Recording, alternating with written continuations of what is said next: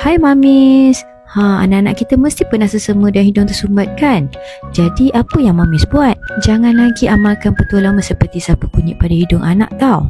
Gunalah cara yang lebih selamat dan berkesan iaitu dengan menggunakan Aquamaris Nasal Spray. Jom saya tunjukkan cara-cara penggunaannya yang betul. Pertama sekali, Mamis boleh berdungkan baby. Sediakan baby wipes, nasal aspirator dan Aquamaris Nasal Spray. Pastikan baby dalam keadaan mengiring sebelum menyembuh Aquamaris Nasal Spray dan sedut hingus menggunakan nasal aspirator. Bersihkan muncung nasal spray menggunakan baby wipes sebelum disimpan di tempat yang selamat.